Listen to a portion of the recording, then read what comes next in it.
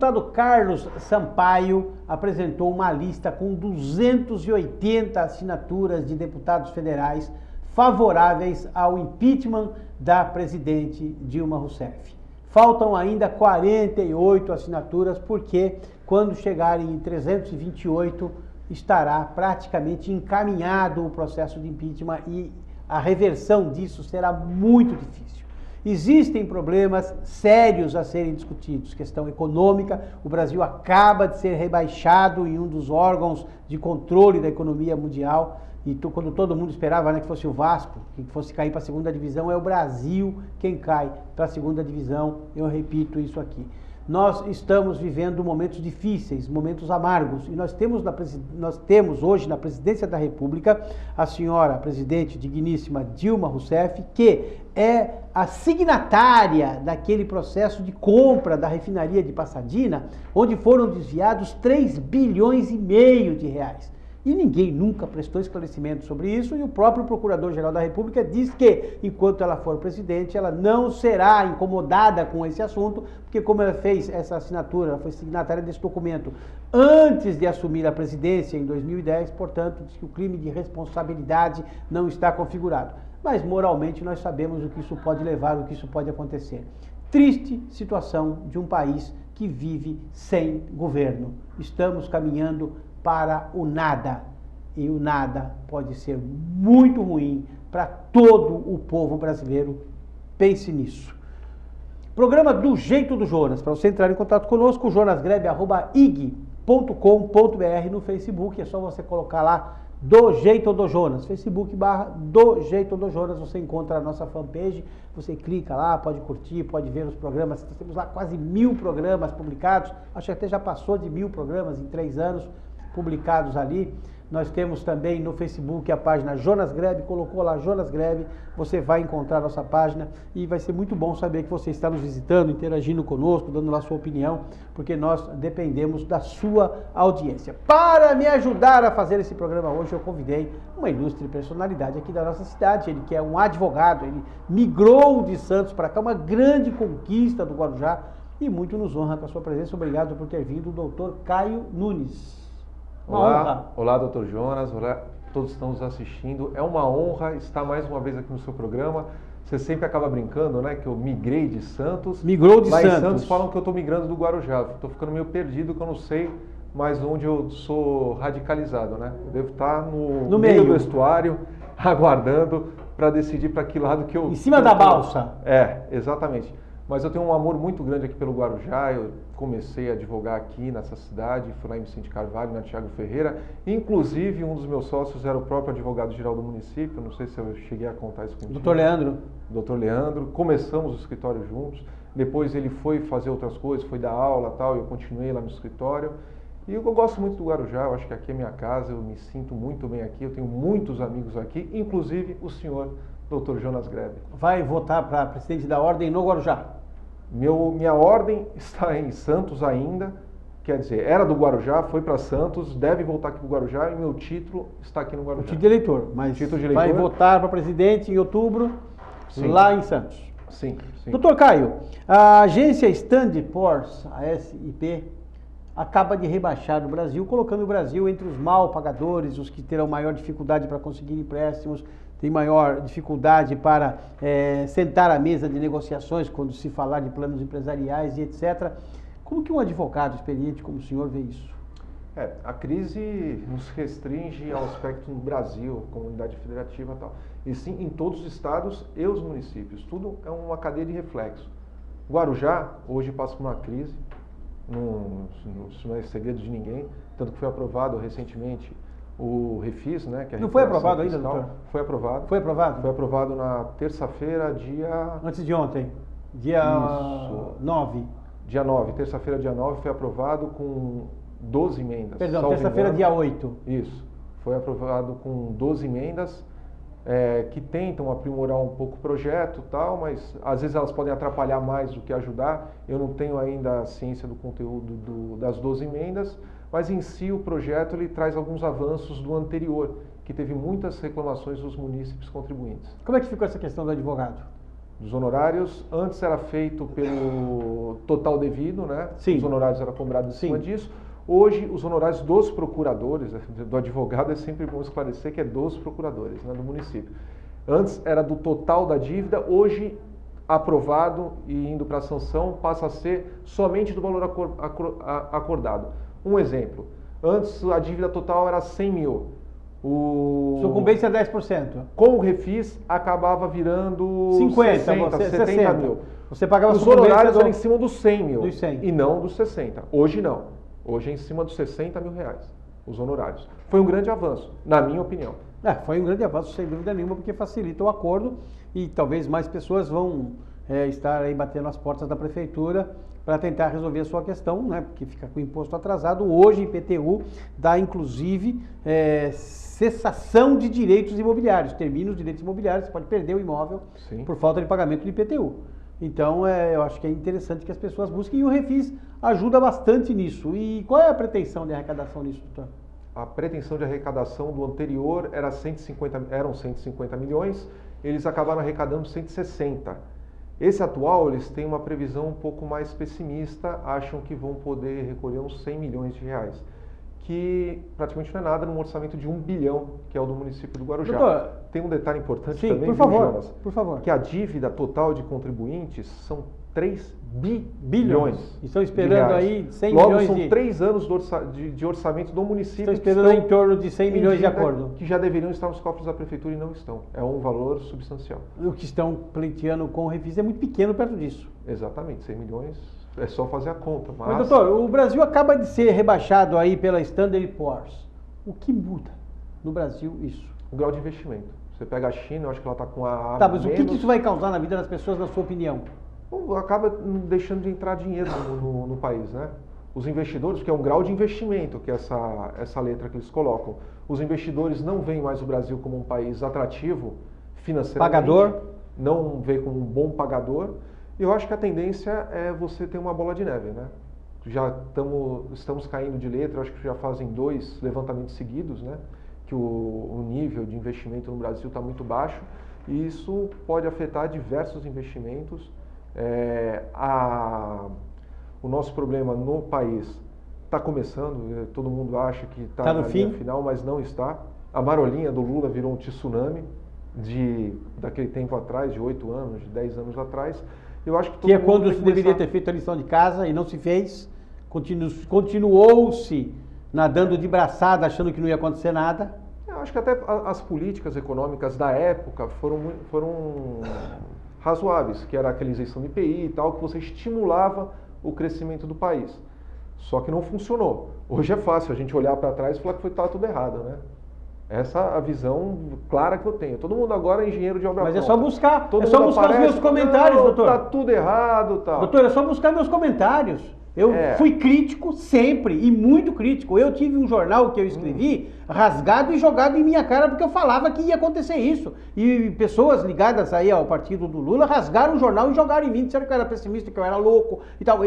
Me desculpe, mas eu sempre fui crítico. É só buscar os meus comentários em jornais, em televisão e em rádio. É só buscar. Eu sempre fui crítico. As medidas, elas funcionaram muito bem. Eu sempre soube que não daria certo, doutor. Elas funcionaram muito bem para a época. Que foram Mas com dinheiro emprestado é fácil, doutor. Eu saio nos bancos aí, levanto 100 mil emprestado e saio fazendo farra, todo mundo fala, olha como ele tá rico. E quando acabar e tiver que pagar o banco? O Brasil fez isso, fez farra com dinheiro emprestado. O Lula dizia, não, porque nós somos o bom, nós estamos com dinheiro emprestado. Acabou, doutor. Acabou o crédito. Eu não tenho procuração para falar em nome do PT, do presidente Lula, nada disso. Mas em nome do Brasil, sim. Mas ele pagou o Fundo Monetário Internacional, teve uma série de coisas que foram regularizadas. Isso, pagou 500 milhões que deviam ao Banco Mundial. Para isso, fez um empréstimo de 300 bilhões. Pagou 500 milhões do Fundo Mundial. E saiu, nós pagamos, vou emprestar dinheiro para o FMI. 500 milhões. E fez uma dívida de 300 bilhões. Assim você faz na tua casa. Você compra 5 carros para sua família, compra 3 casas para cada filho, com dinheiro emprestado que não vai pagar depois, doutor. Desculpa. Doutor, eu até concordo em alguns aspectos, como eu sempre faço, mas sim, discordo de outros. Claro. A crise não é privativa do Brasil. Você pega a Grécia, você pega a Espanha, você pega Portugal, está todo mundo quebrado. A taxa de desemprego é a maior das últimas décadas. em todos os países da Europa. Quantos por cento? Estados Compara Unidos com a também gente, não está doutor. aquela maravilha toda. Até no próprio Estados Unidos, que é a mega potência, é o país do mundo e tal, também não está lá essas coisas. É uma crise mundial, fruto... Você vai discordar de novo, eu já estou até prevendo aqui, antes do Dr. Jonas falar... Mas eu trouxe isso aqui pra gente quebrar o pau mesmo, porque quem está em casa tem que entender o que a gente pensa, claro. O sistema capitalista, ele tem os lados positivos, óbvio que tem. Só que tem os negativos. E às vezes o valor que a sociedade paga pelo sistema capitalista, que é o sistema mais fácil... E o socialismo só tem negativos. É que você tem que interpretar o capitalismo como uma fase para se atingir a igualdade entre as pessoas. É que o custo desse crescimento rápido, às vezes acaba refletindo em todo mundo. Na dona de casa, na costureira, no padeiro, em todo mundo da sociedade. Minha visão, Dr. Jonas.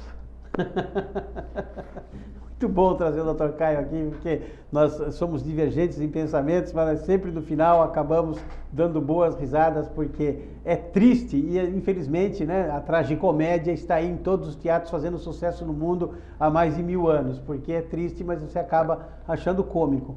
Mas independente disso, doutor, se nós formos focar hoje na situação do país, com o FIES praticamente acabando, com o INSS há quase 90 dias em greve, e é claro, é nítido, e eu estou falando, eu tenho nome, SIC, RG, endereço, OAB, então eu assumo o que eu falo.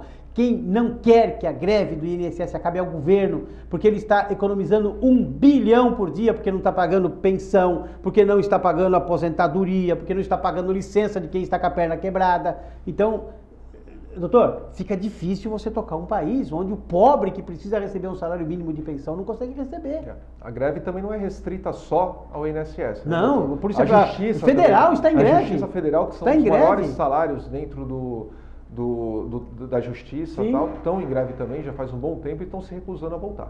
Sim. Né? E voltar então para quê? Não é só do INSS, às vezes mas pode fazer sentido. O senhor acha que a Justiça Federal não tem interesse também de estar em greve? É claro que tem interesse. Quanto que o governo economiza? Mas o povo... O povo sofre. Muito mais o governo está economizando com as greves. Do INSS, as greves são pelegas, as greves são do governo e o povo fica sofrendo porque não tem o INSS, não tem a Justiça Federal, não tem nada a seu favor.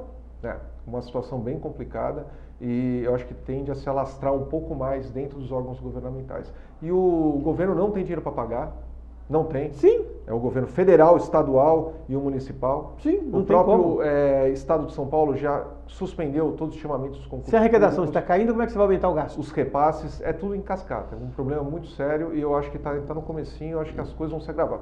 Pode ser que não, lógico, não quero ser alarmista. Mas as coisas têm a tendência é que piore. Sim, senhor. Muito bem, vamos a um breve intervalo. Daqui a pouquinho nós voltamos com esse papo gostoso aqui com o doutor Caio Nunes, advogado, que muito nos honra com a sua presença. Daqui a pouquinho nós voltamos do jeito do Jonas.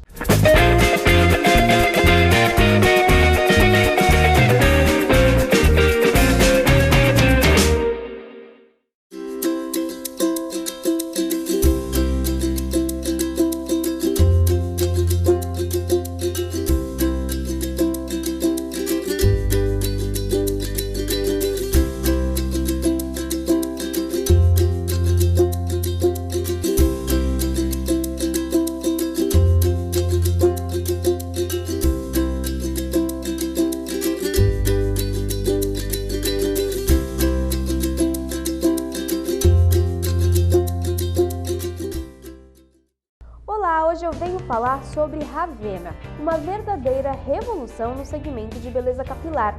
São produtos com qualidade diferenciada que utilizam matérias-primas importadas de diferentes locais do mundo. A marca trabalha com diversas linhas de tratamento para diversos tipos de cabelo. Tem a máscara Detox, que tira toda a oxidação dos fios. Tem o kit Amazon 3 Passos, que vem com o shampoo Amazon Clean, o Amazon Liss e o Amazon Finalist, e promove o selamento intensivo das cutículas.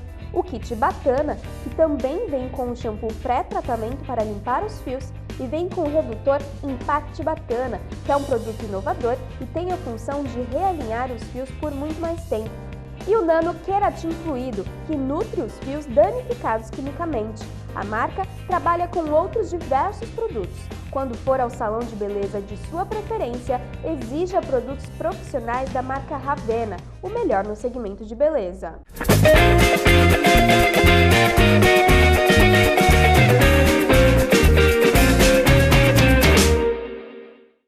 volta para o segundo bloco do programa Do Jeito do Jonas, batendo um papo gostoso aqui com o Dr. Caio Nunes. Você ouviu aí a propaganda da Ravena no intervalo? Preste atenção em Ravena, porque a Ravena é um produto diferenciado. Você que frequenta salão, comente lá com a dona do seu salão sobre os produtos Ravena. E você que tem um salão de beleza, pense em produtos Ravena, porque você vai receber com certeza a visita de um representante e os produtos Ravena vêm para revolucionar o mercado de cosméticos em toda a Baixada Santista. Doutor Caio Nunes, essa questão da migração, esse povo fugindo do norte da África, principalmente na Síria, essa ameaça do Estado Islâmico, o senhor que é um advogado, que tem aí um juramento da Ordem dos Advogados do Brasil, o que sente quando vê, por exemplo, uma cinegrafista largar a câmera no chão para ficar chutando um senhor que está com uma criança no colo, tentando escapar de uma situação dessa? Doutor Jonas, é com muita tristeza que a gente vai comentar sobre esse assunto. Mas é inconcebível, no ano de 2016, a gente ainda ter esse pré-conceito com os sistemas migratórios. Que isso é a coisa, eu acho, mais natural da humanidade. Desde os antepassados, da época de Jesus Cristo, da época depois de pós-guerra, anti-guerra também. Quando o Cabral chegou aqui dando espelhinho para os índios. Isso os movimentos migratórios são as coisas mais normais que existem na humanidade. Você pega o Brasil, ele é feito inteiramente de imigrantes. Você pega o pessoal do Haiti que está vindo, eles sofrem preconceito. Sofre preconceito descendente, que nem você, de um alemão, de um húngaro, de um português. De um africano que veio aqui na escravidão. Imigrante aqui nesse país. E ele está com preconceito contra imigrantes vindos de fora. Doutor Caio, eu me vejo nessa situação porque o meu pai saiu da Alemanha num porão de navio. Poderia ter acontecido o que acontece com essa gente. Sim, eu já ouvi o senhor contando essas histórias. Sim. Realmente, não tenho o que falar que todo mundo é imigrante. Alguns chegaram um pouco antes, alguns depois. Teve levas de colonização no país. Aqui no Guarujá mesmo, a gente tem uma população que não vem, lógico, de fora do país, mas vem de outras regiões. De fora também. Do Brasil. Tem os libaneses, né, que tem uma história grande. Nós temos do lado direito da Puglisi o Guarujafé, do lado esquerdo o Guarujacó. Isso. São os árabes de um lado e os judeus do outro. Temos histórias de japoneses. Brincadeira, é claro. Japoneses também aqui no município, que vieram com o mercado de pescado e tal. É um município tão heterogêneo como o nosso e a gente também encontra preconceito até aqui dentro. É fácil a gente ver aquelas filmagens lá e não olhar para o nosso próprio quintal, né? É totalmente desesperador, você vê famílias correndo, mães com criança no colo, querendo pai sobreviver, o filho. com criança no colo, querendo sobreviver a guerras. Eles não estão querendo ficar milionários, nada disso. Não. Eles estão fugindo de guerras, às vezes perseguições religiosas, entendeu? Eles querem ter um lugar para chamar de lar, que eles não têm atualmente. Como é que você vê essa questão do Estado Islâmico? Querendo impor ali a sua religião, ou você se converte ao islamismo, ou você foge, ou você morre. Não tem opção. Qualquer discussão que eu vou ter de religião, que você tenta destruir, aniquilar a outra, eu acho que isso é uma boçalidade sem tamanho. Eu respeito todas as religiões. Eu sou batizado, sou católico, tudo, mas não tenho nenhum preconceito contra o espírita, não tenho preconceito contra o pessoal do Islã, não tenho preconceito contra ninguém. Nem contra presbiteriano, eu sou presbiteriano, hein? Muito menos, muito menos. Eu acho que às vezes eu sou meio leigo nessa parte religiosa, que eu não conheço todas as religiões, mas eu não tenho preconceito algum contra nenhuma. Eu acho um absurdo um Estado se revestir de religiosidade e perseguir os fundamentalismo. Que moram. Fundamentalismo. Tudo que é fundamentalismo já é uma imbecilidade. Aquele negócio de que eu estou certo e está todo mundo errado. Exatamente. Eu acho que tudo que é fundamentalista é uma burrice cega. Você não tem nem a oportunidade de ouvir terceiros diferentes para você tirar um consenso da sua própria opinião. Aquelas pessoas que leem só uma coisa. Então nunca vão ter o contraditório daquilo que estão lendo, né? Exato. E a gente tem muito preconceito aqui. É que eu gosto sempre de tentar trazer esses cenários de fora para aqui, para a nossa realidade do Guarujá, da Baixada Santista, do estado de São Paulo. Mas a gente tem muita perseguição pelos próprios umbandistas, o pessoal do candomblé. Isso é uma coisa também cultural do Brasil todo. O pessoal evangélico também sofre perseguição. Sim. Lógico, a nossa religião aqui é maioria católica. Até o último levantamento que eu acompanhei do IBGE. Tem os evangélicos que estão crescentes, tudo, mas tem preconceito dentro das próprias religiões. É que a gente consegue viver ainda harmonicamente. Hoje você tem uma bancada evangélica tremenda na Câmara Federal. 92 deputados. Certo. Você pega todas as maior bancada que existe hoje é a evangélica. Você pega todas as câmaras dos municípios, você vai acompanhar, lá também tem um pastor, em todas, e normalmente ele é o mais votado. Aqui no Guarujá, o Bispo Mauro é o mais votado. Não é nem pastor, já é bispo. um representante né, de determinada religião, e ele é um dos mais votados, entendeu? Ainda conseguimos conviver harmonicamente. Até quando? Não sei. De repente, por questões culturais, temos coisas muito negativas na nossa cultura, mas temos algumas. O Brasil não tem um positivas fundamentalismo, né? Uma coisa mais cega. Pode vir a ter, se uma determinada corrente adquirir um poder absoluto. Eu vou ter que discordar mais uma vez. Essas discussões minhas do Jonas são a versão light da nossa relação, tá? Quando apaga a câmera, a discussão fica pior. Mas você pega uma menina, eu acho que saiu de um terreiro de candomblé, de umbanda, não sei. No norte, no nordeste. Saiu, não, acho que foi no Rio de Janeiro. Rio de Janeiro. Foi no Rio de Janeiro. Ela saiu e foi apedrejada. Eu li a matéria. Jogaram pedra na menina. Aonde iremos parar se continuar isso? Graças a Deus. Joana d'Arc foi queimada numa fogueira porque... Uma repulsa geral da sociedade, ninguém compactua com isso no Brasil, até onde eu sei. Todo mundo ficou indignado com essa situação. Eu acho que o ódio religioso, de raça, de opção, não leva ninguém a lugar nenhum. As pessoas têm que saber respeitar uns aos outros, né, doutor Jonas? Uma das grandes literaturas a respeito é O Nome da Rosa. Não sei se o senhor chegou a ler ou ouviu o filme. Eu não tenho o nível cultural do doutor Jonas. O Nome da Rosa, O Nome da Rosa. Livros. O Nome da Quantos Rosa. livros você já leu, Jonas? Já li? Impossível. Impossível se... Eu adoraria ler mais livros. Por semana. Com a nossa vida acadêmica. Ou dois por semana. Me preocupei mais em livros jurídicos. O Nome da Rosa, eu não vou me lembrar o nome agora, é um alemão que escreveu. Respeitar uns aos outros é muito importante, sempre foi, sempre vai ser. Doutor, já falamos de fundamentalismo, falamos de respeitar uns aos outros. E a questão aqui da política no Guarujá? Nós temos eleições para prefeito daqui a um ano. A lei eleitoral parece que está sendo resolvida. Hoje a Câmara dos Deputados deu lá uma modificada grande no que o Senado fez. É a palavra final da Câmara, agora vai para a sanção presidencial. Como é que o senhor está vendo esse processo todo de eleição do ano que vem? Aqui no Guarujá você já vê que o processo já está se adiantando. Ele não está um fundamentalismo xiita. Eu diria que está um sunita, um pouco mais leve e tal. Por enquanto não, mas você já vê alguns quadros se desenhando, tudo. Você tem o candidato do PSDB, que seria o Gilberto Benzi. Você tem o Suman, que provavelmente seria do PSB. Você já tem algumas coisas do PSC, no PSC. Cândido aí se colocando no PMDB. O Cândido Garcia, como candidato, lógico, a prefeita, depois de 8 anos de governo, deve ter uns 5, 6 nomes. Hoje, dentro do partido dela, que eu tenha conhecimento, temos apenas o professor Cândido Garcia Alonso, que foi líder do governo dela. Foi vereador, foi secretário, chefe de gabinete. Foi chefe de gabinete, recentemente acabou voltando para a escola, uma opção dele, uma conversa com a Antonieta, tudo. Ele foi fazer o que ele sempre fez da vida, que é a profissão dele. Voltou para a escola como diretor. Não pensar que ele voltou para a escola para fazer uma dureza, não. Como diretor da escola.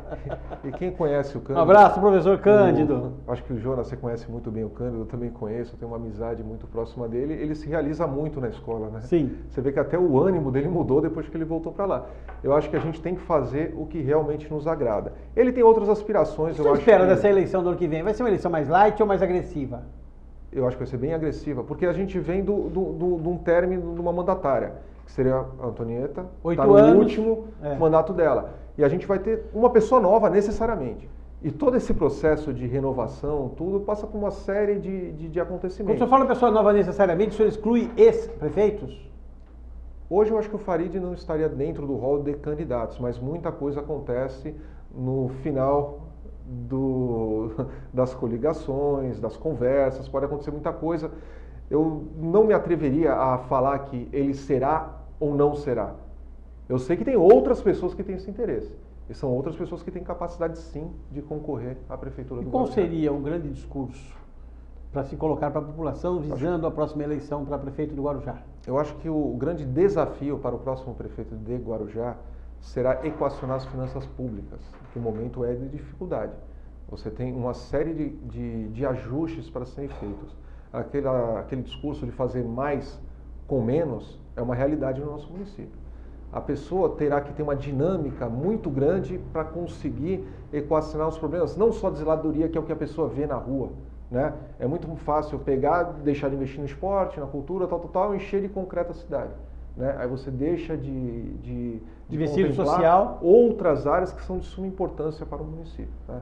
Eu acho que o próximo gestor do município aqui de Guarujá, ele vai ter que fazer uma mágica, ele vai ter que pensar muito bem o que ele está fazendo e fazer todo esse recurso que a gente tem, esse orçamento de 1 bilhão, valer 5 bilhões no mínimo. E para isso um gestor é necessário. Um excelente gestor, uma pessoa de visão, não aquela pessoa que vem para fazer arroz com feijão, gasta 25% na saúde, 17% na educação, não, é o contrário, né? 17% na Não importa, saúde, 25% é na educação. Não é isso aí, fazer o arroz com feijão. Isso aí qualquer um que você põe lá vai saber, põe para cá, tal. Ele vai ter que repensar muitas coisas. A prefeita Maria Antonieta de Brito, acho que nesses 8 anos ela se mostrou uma exímia captadora de recursos. Os recursos pararam de vir por causa da crise mundial, que a gente discutiu amplamente no primeiro bloco. Sim. Né? A pessoa vai ter que pensar muito bem aonde ela vai gastar e as formas de arrecadar. Porque está em crise, o empresário, ele manda funcionário embora, o funcionário deixa de recolher os impostos, o próprio movimento de ISS da empresa, do comércio e tal, deixa de ter a mesma arrecadação e possivelmente, se a gente não estagnar o orçamento do município, a gente deixa de crescer. Que todos os orçamentos, para você de casa que acompanha um pouco, a gente sabe que o orçamento ele é crescente sempre, né? Você sempre faz a lei orçamentária com projeções de crescimento e não com ele estagnado. Segundo os órgãos especializados da ONU, isso continua até 2029. Depois nós teremos um decréscimo de população e, obviamente, nós teremos decréscimo de velocidade nessa roda, porque hoje, eu sou da época que o casal tinha 6 filhos, 8 filhos, era normal alguém ter 11 filhos. Eu tenho um tio que tem 11 filhos. Hoje não, é 2, quando muito 3. A maioria 1 e muitos nenhum. Você pegar a pirâmide etária do Brasil quando era criança, né, quando estava na escola e tal, você tinha aquela pirâmide dessa forma, né, que era típica de países em desenvolvimento, na época chamada de subdesenvolvido. Subdesenvolvido. É isso, né? Isso. E você via países como países europeus, na América do Norte, você tinha aquela pirâmide mais distribuída, com os aposentados menores e a classe produtiva muito mais larga, né? E o Brasil vai passar por esse momento. Em 70, Miguel Gustavo escreveu a música 90 milhões em ação para frente Brasil. 200 milhões temos hoje. Em 2050 ele vai cantar de novo 90 milhões em ação, porque nós vamos diminuir, porque os velhos morrem, se não nasce gente nova, você tinha 8 filhos, hoje tem 1 ou 2, 1 ou 2 morrem. Mas você tem muito mais gente para fazer 2, 3 filhos, tem esse detalhe também, né? Antes você não tinha tantas pessoas. Mas vai começar a cair. Eu acho que vai manter nos 200 milhões, pode cair um pouco, mas chegar a 90, eu acho que a gente não chega nunca mais. E como é que vai se arrumar comida para todo mundo com uma crise dessa, doutor? Isso é um grande problema mundial, né? É a crise de alimentos. Não só de água potável e alimentos. Né? Você não vai é isso que assusta as pessoas que estão recebendo migrantes? Mas, poxa vida, ele vem aqui para comer a minha comida, beber a minha água? Isso é o discurso padrão, né? Sim. Da pessoa que é adepta da xenofobia. Sim. Ela não quer o estranho, o diferente, o pessoal de fora, por medo de tirar a comida. Mas eu acho que tem espaço para todo mundo, as pessoas conseguem produzir. Eu acho que a gente tem que se unir, não se dividir. É isso aí. Todo mundo, hoje são mais de 7 bilhões de pessoas e tem que ter mesmo comida para todo mundo. Doutor Caio Nunes, advogado, muito me honrou aqui com a sua presença, pena que o tempo é rápido e os nossos 30 minutos já se foram, mas o senhor tem 1 minuto para falar tchau. Tá. Fazer seu comentário final, aquilo que nós não conversamos ainda e se despedir. Eu assisto sempre o seu programa, né, Jonas? E eu tive a oportunidade de ver o programa passado do Marcelo Gaspar, que foi vereador aqui do Guarujá. Médico. Eu gostaria de parafrasear uma coisa que ele disse aqui para você no seu programa, que nós não viemos no mundo para sobreviver, e sim para viver, né? Eu acho que tudo que a gente faz na nossa vida, a gente tem que somar com os seus amigos, não importa se ele seja do Haiti, se ele seja da Europa, se ele seja de qualquer lugar. Eu acho que a gente vem aqui para viver e não para sobreviver. E se nós nos preocuparmos com o próximo, com certeza faremos um mundo melhor. E também foi citado pelo Dr. Marcelo Gaspar, falando inclusive de Jesus Cristo, que dizia isso. Você fazer ao outro aquilo que você quer e não fazer ao outro aquilo que você não quer que façam com você mesmo. Doutor Caio Nunes, muito obrigado por estar aqui conosco. Foi uma honra muito grande te receber. Espero que o senhor venha mais vezes para nós continuarmos aqui com a nossa briga semi-ideológica, que não chega a ser uma briga ideológica, mas chega bastante perto. Muito obrigado mesmo, que Deus te abençoe e te guarde, que faça resplandecer o seu rosto sobre ti e te dê a paz. Olá, hoje eu venho falar sobre Ravena, uma verdadeira revolução no segmento de beleza capilar. São produtos com qualidade diferenciada que utilizam matérias-primas importadas de diferentes locais do mundo. A marca trabalha com diversas linhas de tratamento para diversos tipos de cabelo. Tem a máscara Detox, que tira toda a oxidação dos fios, tem o kit Amazon 3 Passos, que vem com o shampoo Amazon Clean, o Amazon Liss e o Amazon Finalist e promove o selamento intensivo das cutículas. O kit Bacana, que também vem com o shampoo pré-tratamento para limpar os fios e vem com o redutor Impact Bacana, que é um produto inovador e tem a função de realinhar os fios por muito mais tempo. E o Nano Keratin Fluido, que nutre os fios danificados quimicamente. A marca trabalha com outros diversos produtos. Quando for ao salão de beleza de sua preferência, exija produtos profissionais da marca Ravena, o melhor no segmento de beleza.